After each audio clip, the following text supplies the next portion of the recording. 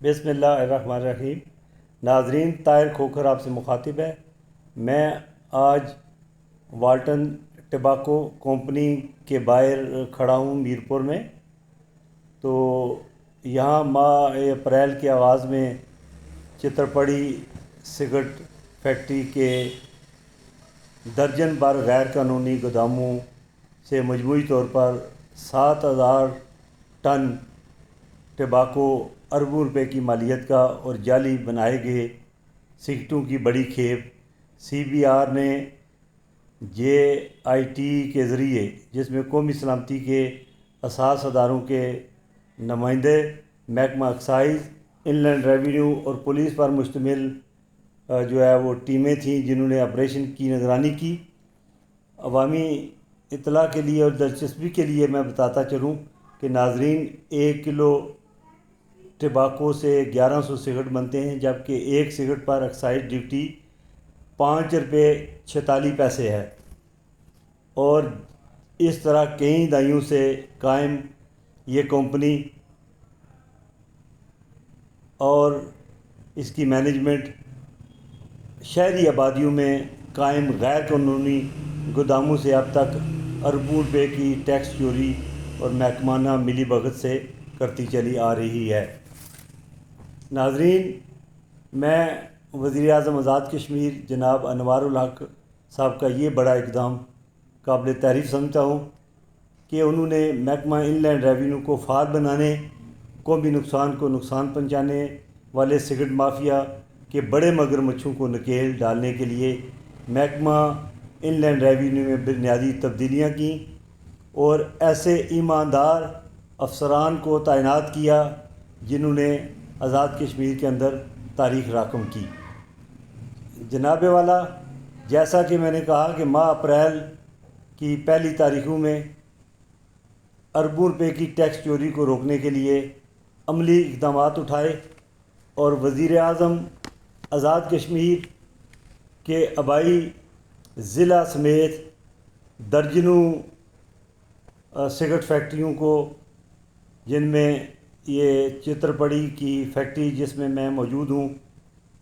چھاپہ مار کر مجموعی طور پر اربوں روپے کی ٹیکس چوری کو بے نقاب کیا۔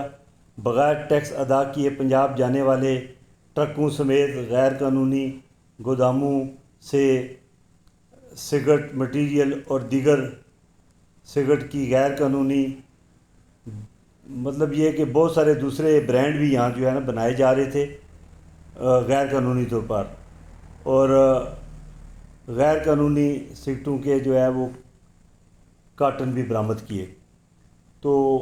ناظرین، اب میں آتا ہوں اصل ایشو کی طرف۔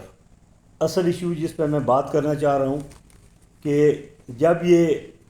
اپریل کے شروع میں یہ ادارہ سیل کیا گیا اور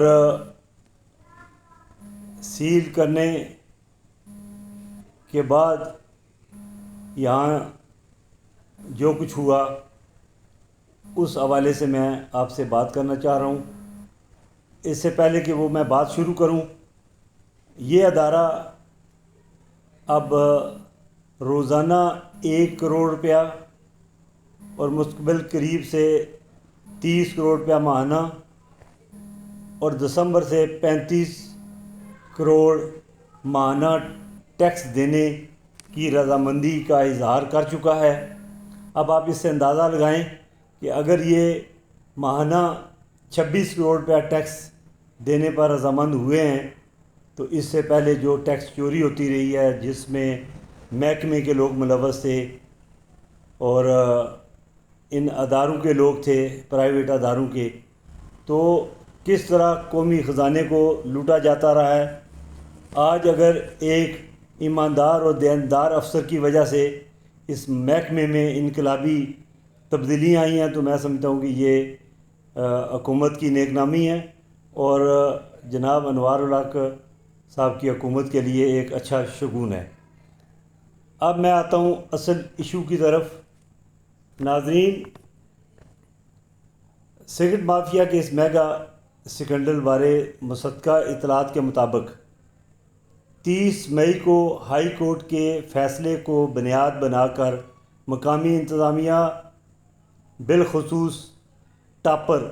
ڈپٹی کمشنر میرپور یاسر ریاض کی مبینہ ملی بھگت اور سرپرستی میں 1 اور 2 جون کی درمیانی رات 2 بجے کے بعد والٹن کمپنی چترپڑی میں سیل شدہ فیکٹری کے گودام کے تالے تڑوا کر مالکان کی طرف سے نئے تالے لگا کر انہیں قومی خزانے کو اربوں روپے کا نقصان پہنچانے کا کھل کر موقع فراہم کر دیا۔ ناظرین، جیسا کہ میں نے آپ کو بتایا کہ اس کے تالے توڑے گئے۔ جب تالے ٹوٹے تو صبح وہاں پر موجود پولیس اہلکار جو ڈیوٹی پہ تھے، ایکسائز کے لوگ جو تھے، انہوں نے اعلیٰ حکام کو اطلاع دی۔ کمشنر ان لینڈ ریونیو اور سی بی آر کے حکام کو جو موقع پر موجود سٹاف تھا رات کو، اس نے صبح اطلاع دی، تالا توڑنے کی اطلاع دی گئی تو متعلقہ حکام نے ڈی آئی جی میرپور کو تمام وقوع کی تفصیلات بتائیں اور سخت کارروائی کی درخواست کی۔ بعد ازاں محکمے کی طرف سے تحریری درخواست بھی دے دی گئی، جس میں انہوں نے وہ تمام معلومات وقوع کے حوالے سے جو ہے وہ لکھ کر تحریری طور پر دی۔ ناظرین، اس بارے میں ملنے والی اطلاعات کے مطابق وقوع جو ہے وہ ڈپٹی کمشنر میرپور اور والٹن انتظامیہ کی ملی بھگت سے رات کی تاریکی میں غیر قانونی اور